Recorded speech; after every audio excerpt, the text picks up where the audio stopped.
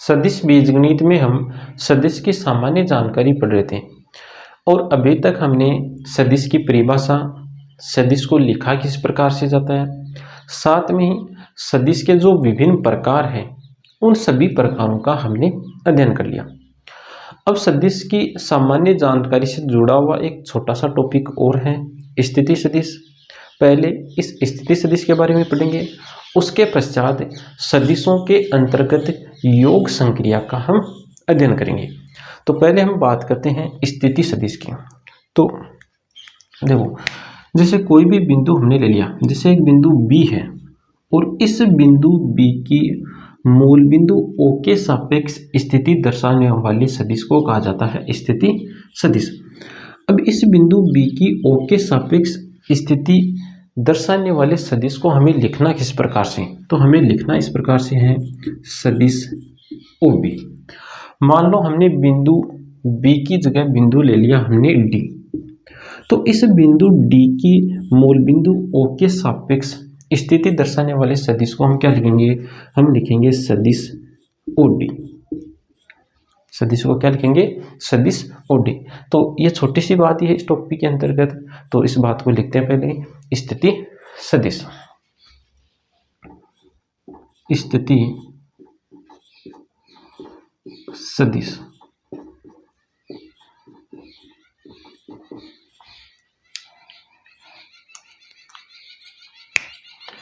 बिंदु B की मूल बिंदु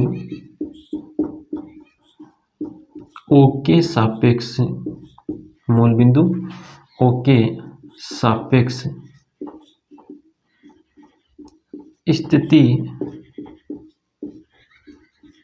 दर्शाने वाला सदिश, दर्शाने वाला सदिश।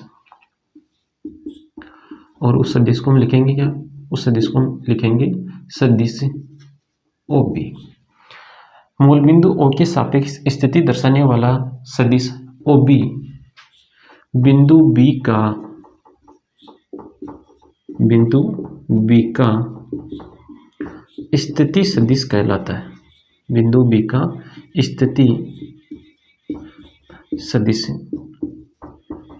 कहलाता है। तो इस टॉपिक में ये छोटी सी बात है जो कई जगह आगे हमें काम में आएंगी। जैसे यहाँ पर हमने बिंदु अक्ष ले लिया और इस बिंदु अक्ष की मूल बिंदु के सापेक्ष स्थिति दर्शाने वाले सदिश को हम लिखेंगे किस प्रकार से, सदिश O अक्ष, इस प्रकार से लिखेंगे। तो ये तो हुआ स्थिति सदिश। अब हम चलते हैं सदिशों के अंतर्गत जो योग संक्रिया है उसके ऊपर। सदिशों के योग के अंतर्गत हमें पहले दो नियम पढ़ने हैं। एक नियम तो पढ़ना है त्रिभुज नियम और एक नियम है समांतर चतुर्भुज नियम। तो पहले इन नियमों को यहाँ पर हम लिखते हैं, उसके पश्चात इन नियमों को हम समझेंगे। तो पहले है त्रिभुज नियम।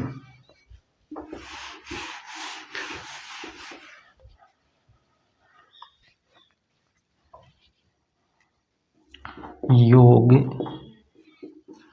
संक्रिया, योग संक्रिया के अंतर्गत हमें पहला टॉपिक पढ़ना है त्रिभुज नियम। त्रिभुज नियम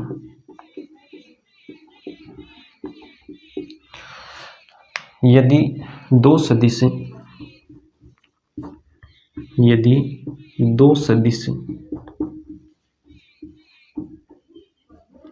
एक ही क्रम में त्रिभुज की दो भुजाओं को निरूपित करते हैं, त्रिभुज की दो भुजाओं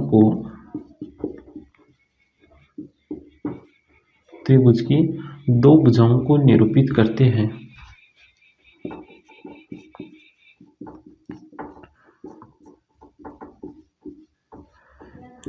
करते हैं, तो इनका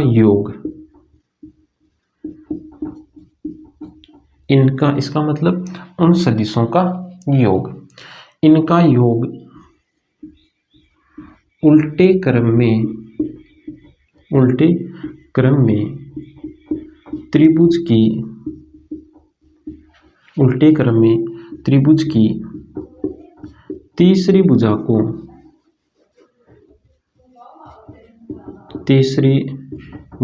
को निरूपित करता है। किसको निरूपित करेगा? त्रिभुज की तीसरी भुजा को। अगला नियम है समांतर चतुर्भुज नियम। एक बार हम इन नियमों को लिखेंगे, उसके पश्चात इनको समझेंगे। समांतर चतुर्भुज नियम।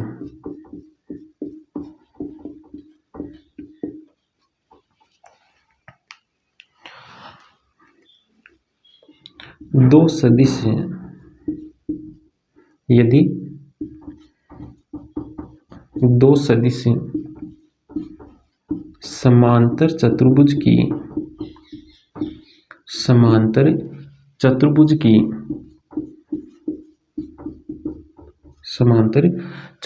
की आसन भुजाओं को निरूपित करते हैं। आसन भुजाओं को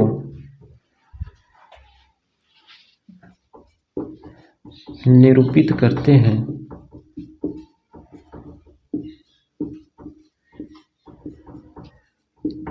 तो इनका योग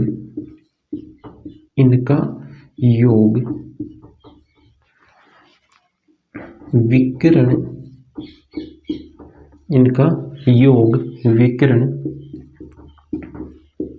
जिसका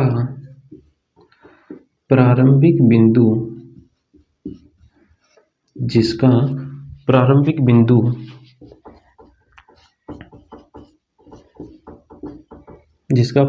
बिंदु वही है जो सदिशों का है,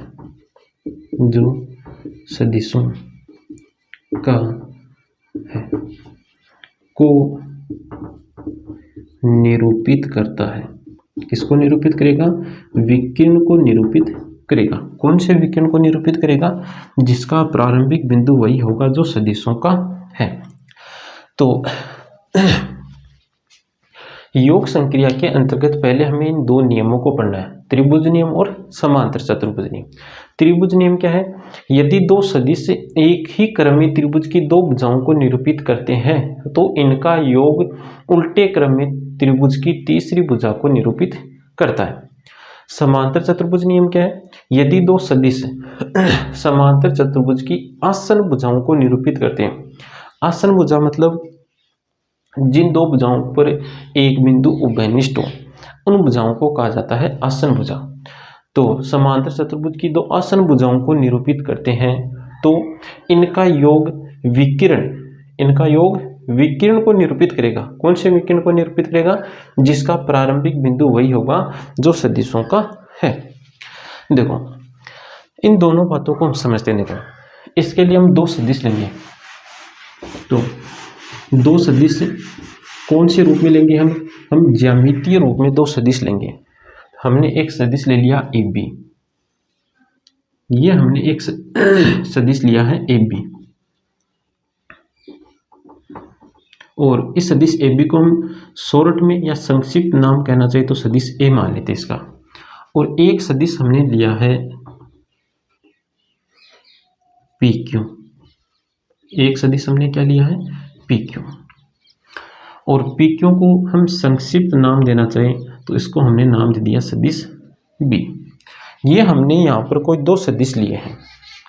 अच्छा, यहाँ पर जो हम सदिश पढ़ रहे हैं ये हम स्थानांतरित सदिश पढ़ रहे हैं। कौन से सदिश पढ़ रहे हैं? स्थानांतरित सदिश का मतलब ये है कि जैसे ये सदिश B है, इस सदिश B के परिणाम और दिशा इन दोनों में परिवर्तन किए बिना हम इस सदिश को यहाँ से उठाकर यहाँ पर ला सकते हैं या यहाँ से उठाकर यहाँ पर ला सकते हैं। हम अपनी इच्छा से इस सदिश को उठाकर कहीं पर भी रख सकते हैं। ध्यान हमें क्या रखना है, हमें ध्यान ये रखना है कि न तो हम परिणाम में परिवर्तन कर सकते हैं और न ही हम दिशा में परिवर्तन कर सकते हैं। तो इस प्रकार के सदिशों का ही हम यहाँ पर अध्ययन करते हैं। तो ये बात आप नोट लगा करके लिख सकते हो।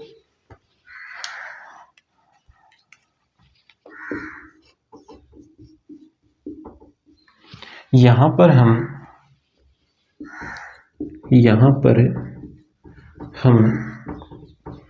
स्थानांतरित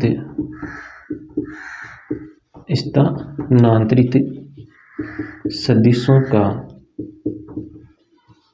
ही अध्ययन करते हैं। तो स्थानांतरित सदिश क्या होते हैं ये भी हमें पता होना चाहिए। स्थानांतरित सदिश क्या होते हैं कि उन सदिशों के परिणाम और दिशा इन दोनों में परिवर्तन किए बिना उनको उठाकर हम कहीं पर भी रख सकते हैं। उन सदिशों को कहा जाता है स्थानांतरित सदिश। तो यहाँ पर ये जो सदिश ए और सदिश बी, ये दोनों सदिश स्थानांतरित सदिश हैं। इसका मतलब इन सदिशों में दिशा और परिणाम दोनों में परिवर्तन किए बिना इन सदिशों को उठाकर हम कहीं पर भी रख सकते हैं। तो पहले सदिश ए को उठाएंगे और यहाँ पर रखते हैं। तो हमने वहाँ से सदिश ए को उठाया और यहाँ पर रख दिया। यह है सदिश ए का प्रारंभिक बिंदु और ये है सदिश ए का अंतिम बिंदु। अब हम सदिश बी को उठाएंगे और बी को उठाकर सदिश ए के ऊपर रखेंगे और इस प्रकार रखेंगे कि इस बी का प्रारंभिक बिंदु सदिश ए के अंतिम बिंदु पर आ जाए। तो बी को उठाकर जब हम यहाँ पर रखेंगे तो स्थिति हमें कुछ इस प्रकार की दिखाई देगी। यह है सदिश बी। इस सदिश बी का ये प्रारंभिक बिंदु बन गया और ये बन गया अंतिम बिंदु। अब सदिश ए के प्रारंभिक और बी के अंतिम बिंदुओं को मिला दो। तो मिलाने पर हमें आकृति कुछ इस प्रकार की दिखाई देगी। ये आकृति बन गई त्रिभुज की। ये आकृति किसकी बन गई? त्रिभुज की। अब देखो त्रिभुज नियम क्या है। यदि दो सदिश एक ही क्रम में त्रिभुज की दो भुजाओं को निरूपित करते हैं तो इनका योग उल्टे क्रम में, कौन से क्रम में? उल्टे क्रम में त्रिभुज की तीसरी भुजा को निरूपित करता है। देखो यहाँ पर एक शब्द लिखा हुआ है एक ही क्रम में। एक ही क्रम में, इसका मतलब ये है कि जब हम इन सदिशों पर चलें और चलने से हमें ऐसा लगना चाहिए कि हम या तो वामावर्त गुणन कर रहे हैं या दक्षिणावर्त गुणन करें। देखो इन सदिशों पर हम चलते हैं तो सदिश बी का प्रारंभिक बिंदु ये है और ए का प्रारंभिक बिंदु ये है। तो प्रारंभिक बिंदु से चलेंगे तो यहाँ से चल सकते हैं क्या? देखो यहाँ से नहीं चलेंगे क्योंकि इससे पहले एक सदिश रह गया। इसका मतलब हम इस प्रारंभिक बिंदु से चलेंगे। तो इस प्रारंभिक बिंदु से चलते हुए हम यहाँ पर आएंगे। अब देखो सदिश बी पर चल सकते हैं क्या? तो सदिश बी का प्रारंभिक बिंदु ये है। इसका मतलब हम इस बी पर भी चल सकते हैं। तो पहले सदिश ए पर चले फिर बी पर चले तो हमें कुछ ऐसा फील हुआ कि हम ऐसा चल रहे हैं। मतलब हम कौन सा गुणन कर रहे हैं? हम वामावर्त गुणन कर रहे हैं। कौन सा गुणन कर रहे हैं? वामावर्त गुणन कर रहे हैं। कौन सा गुणन कर रहे हैं? वामावर्त। यदि दो सदिश एक ही क्रम में त्रिभुज की दो भुजाओं को निरूपित करें तो यहाँ पर सदिश ए और सदिश बी दोनों सदिश त्रिभुज की दो भुजाओं को एक ही क्रम में निरूपित कर रहे हैं तो इनका योग, इन सदिशों का योग, तो सदिश ए और सदिश बी इन दोनों के योग को हम क्या लिखेंगे? सदिश ए प्लस सदिश बी। इन दोनों के योग को हम क्या लिखेंगे? सदिश ए प्लस सदिश बी। इनका योग त्रिभुज की तीसरी भुजा को निरूपित करता है। कौन सी भुजा को निरूपित करता है? तीसरी भुजा को। देखो ये दो भुजा तो कहाँ में आ गई, ये शेष तीसरी भुजा है तो इस भुजा को निरूपित करेगा कौन? सदिश ए प्लस सदिश बी। अब इस सदिश की दिशा क्या होगी? तो यहाँ पर देखो क्या लिखा हुआ है? उल्टे क्रम में। कौन से क्रम में? उल्टे क्रम में। देखो ये दो भुजा एक ही क्रम में, अगर हम इस तीसरी भुजा की दिशा ये बना दें तो अब ये तीनों भुजाएं क्या हो गई? एक ही क्रम में हो गई, जबकि ये तीसरी भुजा क्या होनी चाहिए, उल्टे क्रम में होनी चाहिए। इसका मतलब तीसरी भुजा की दिशा क्या होगी, तीसरी भुजा की दिशा ये होगी, ये तो तीसरी भुजा का प्रारंभिक बिंदु होगा और ये तीसरी भुजा का अंतिम बिंदु होगा। ये है त्रिभुज नियम कि दो सदिश एक ही क्रम में त्रिभुज की दो भुजाओं को निरूपित करते हैं तो उन दोनों सदिशों का योग त्रिभुज की तीसरी भुजा को निरूपित करेगा और उस तीसरी भुजा की दिशा क्या होगी, उन दोनों सदिशों के उल्टे क्रम में होगी। तो इन दोनों सदिशों की दिशा वामावर्ती, इसका उल्टा होगा, मतलब इस सदिश की दिशा होगी दक्षिणावर्त में। तो a प्लस बी की दिशा हो गई इन दोनों के उल्टे क्रम में। यह है त्रिभुज नियम। अगला नियम कौन सा है, देखो समांतर चतुर्भुज नियम। तो इस नियम को समझने के लिए हमें समांतर चतुर्भुज बनाना है। देखो समांतर चतुर्भुज कैसे बनेगा, हमने जब यहाँ पर b को रखा, सब सदिश b को जब सदिश a के ऊपर रखा तो हमने किस प्रकार रखा, इस b का प्रारंभिक बिंदु b के अंतिम बिंदु पर रख दिया, तब ये स्थिति बन गई त्रिभुज की। यदि हम b का प्रारंभिक बिंदु a के प्रारंभिक बिंदु पर रखते तब स्थिति कौन सी बनती, समांतर चतुर्भुज की स्थिति बनती। तो उस स्थिति को अब हम बनाते हैं।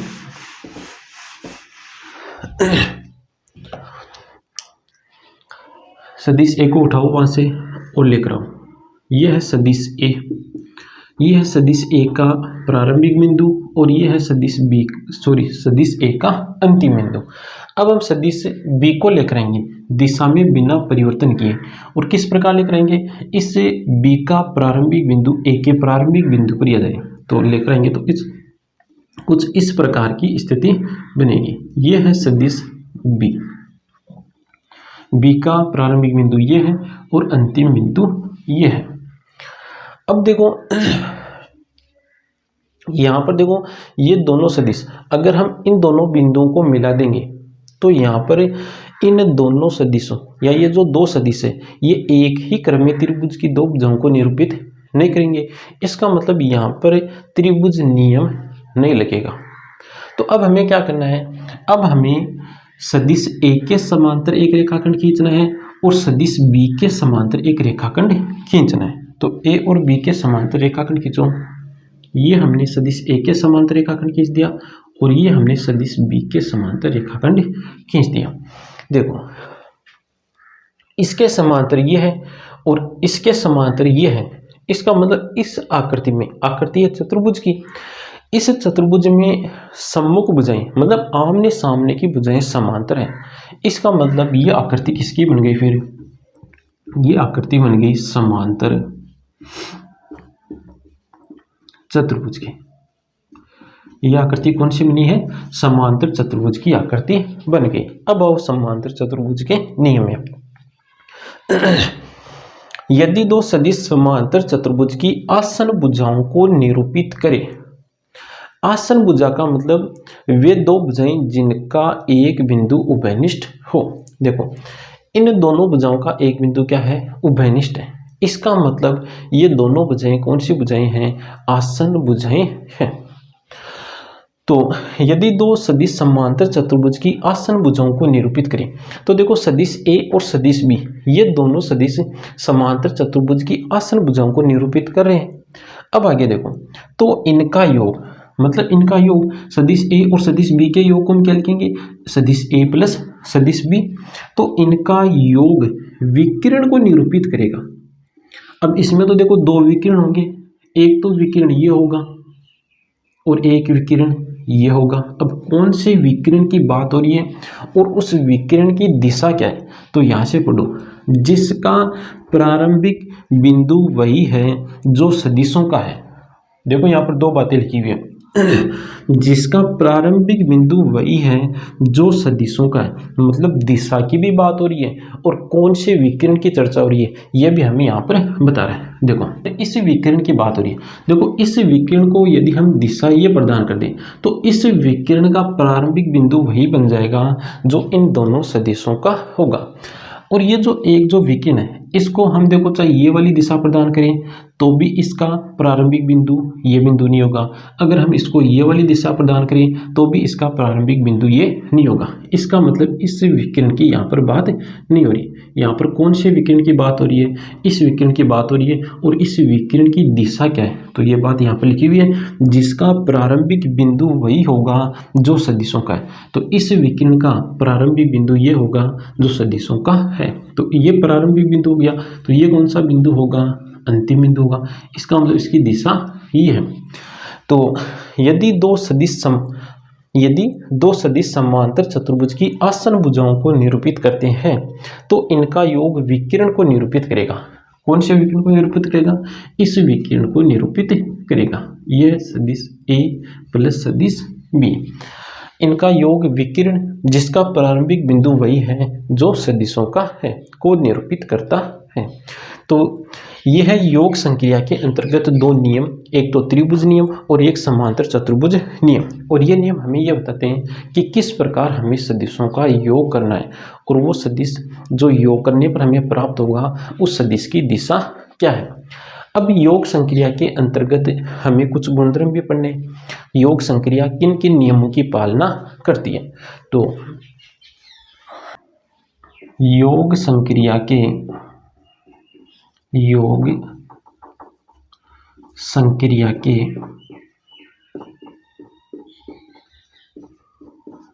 गुणधर्म, योग संक्रिया के गुणधर्म। पहला गुणधर्म है संवर्त नियम।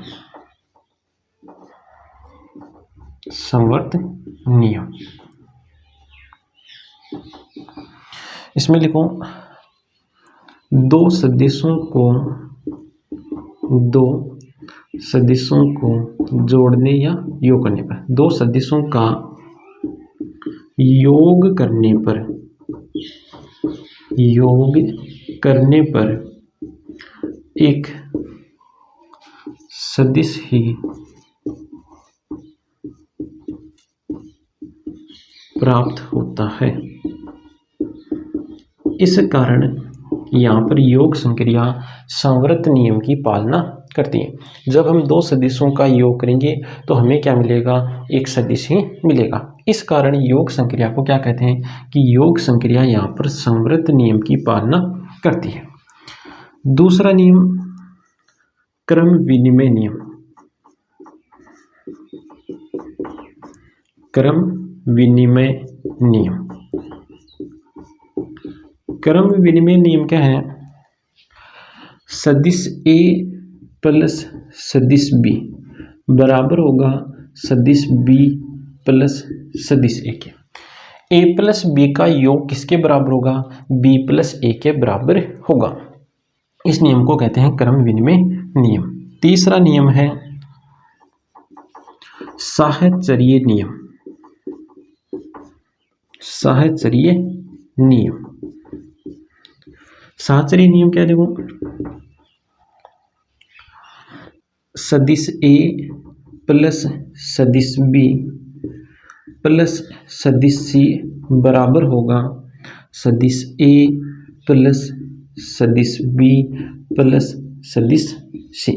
मतलब इन दोनों सदिशों का योग कर ले पहले और उस सदिश को हम इसमें जोड़ दें और जोड़ने पर जो हमें सदिश मिलेगा वो सदिश पहले चाहे हम इन दोनों सदिशों का योग कर लें और उस सदिश को इस सदिश में जोड़ दें और जोड़ने पर जो सदिश मिलेगा तो ये जो दोनों सदिश हमें मिलेंगे ये दोनों सदिश क्या होंगे? बराबर होंगे। या कहने का मतलब चाहे पहले हम इन दोनों को जोड़ें या हम इन दोनों को जोड़ें, परिणाम पर कोई फर्क नहीं पड़ेगा, हमें जो रिजल्ट मिलेगा वो समान ही मिलेगा।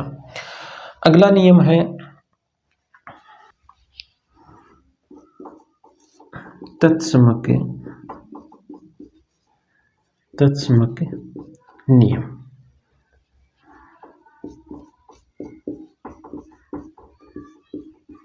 तत्समक नियम माना सदिश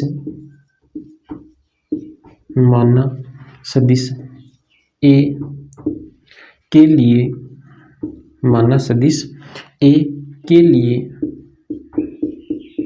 सदिश बी इस प्रकार है कि, इस प्रकार है कि, किस प्रकार है, सदिश ए प्लस बी, इनका हम योग करें तो हमें सदिश ए ही मिल जाए। अब चाहे ए प्लस बी लिखें, चाहे सदिश बी प्लस सदिश ए करें, हमें क्या मिल जाए, सदिश ए ही मिल जाए। तब सदिश बी को, तब सदिश बी को तत्समक सदिश कहते हैं, तत्समक सदिश कहते हैं। सदिश ए के लिए सदिश बी इस प्रकार है कि इन दोनों का योग करें, चाहे ए प्लस बी करो चाहे बी प्लस ए करो, हमें क्या मिल जाए, सदिश ए मिल जाए। तब सदिश बी को तत्समक सदिश कहते हैं। इसमें नोट लगा करके लिखो, योग संक्रिया के लिए, योग संक्रिया के लिए, योग संक्रिया के लिए तत्समक सदिश, तत्समक सदिश शून्य सदिश होता है। तत्समक सदिश क्या होता है, शून्य सदिश होता है।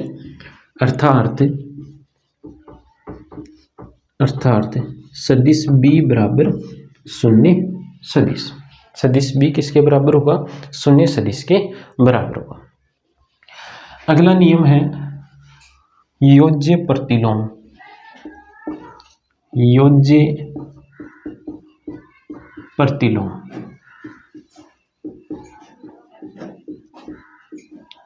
योज्य प्रतिलोम, इसमें लिखो, माना सदिश ए, माना सदिश ए के लिए, माना सदिश ए के लिए सदिश बी इस प्रकार है कि, इस प्रकार है कि,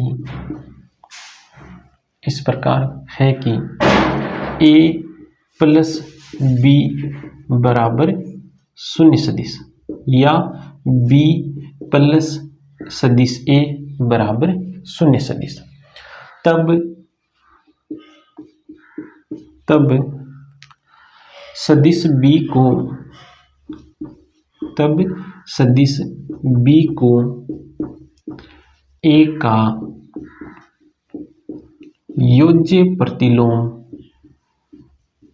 योज्य प्रतिलोम कहते हैं। माना सदिश ए के लिए सदिश बी इस प्रकार है कि इन दोनों सदिशों का हम योग करें, चाहे ए प्लस बी करो चाहे बी प्लस ए करो, हमें क्या मिल जाए, शून्य सदिश मिल जाए। तब सदिश बी को क्या कहते हैं, सदिश ए का योज्य प्रतिलोम कहते हैं। तब सदिश बी को क्या कहेंगे, ए का योज्य प्रतिलोम कहेंगे। सदिश ए का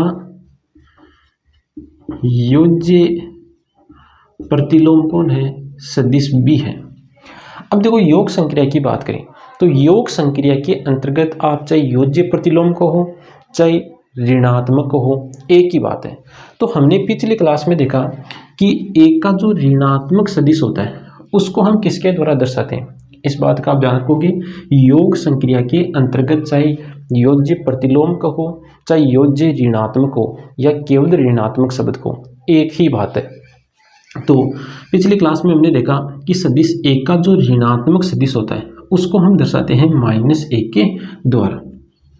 तो यहाँ पर सदिश बी किसके बराबर हो गया, -1 के बराबर हो गया। तो इस बी की जगह -a रख दो यहाँ पर। तो सदिश ए प्लस माइनस सदिश ए बराबर शून्य सदिश बराबर माइनस सदिश ए प्लस सदिश ए। बराबर शून्य सदिश। इसका मतलब ये हुआ कि यदि हम किसी सदिश में उस सदिश का ऋणात्मक सदिश जोड़ते हैं, या ऐसा कहें कि जब हम सदिश और उसके ऋणात्मक सदिश का योग करते हैं तब हमें कौन सा सदिश मिलेगा, हमें शून्य सदिश मिलेगा। तो यह है योज्य प्रतिलोम की परिभाषा। इसके बाद एक नियम और है निरसन का नियम। तो योग संक्रिया के जो गुणधर्म है, तो योग संक्रिया किन किन नियमों की पालना करती है, संवर्त नियम की पालना करती है, क्रम विनिमय नियम की पालना करती है, साहचर्य नियम की पालना करती है, और इसमें तत्समक सदिश भी होता है। और तत्समक सदिश क्या होता है, शून्य सदिश होता है। और किसी अवयव का योज्य प्रतिलोम क्या होता है, किसी अवयव का योज्य प्रतिलोम उस अवयव नहीं, सदिश की बात हो रही है। तो किसी भी सदिश का योज्य सदिश या योज्य प्रतिलोम सदिश क्या होगा, उस सदिश का ऋणात्मक सदिश ही उसका योज्य प्रतिलोम सदिश होता है। नियम नंबर 6, निरसन का नियम। निरसन का नियम क्या है वो देखो निरसन के नियम में दो नियम है। एक तो वाम निरसन का नियम, निरसन का मतलब काटना,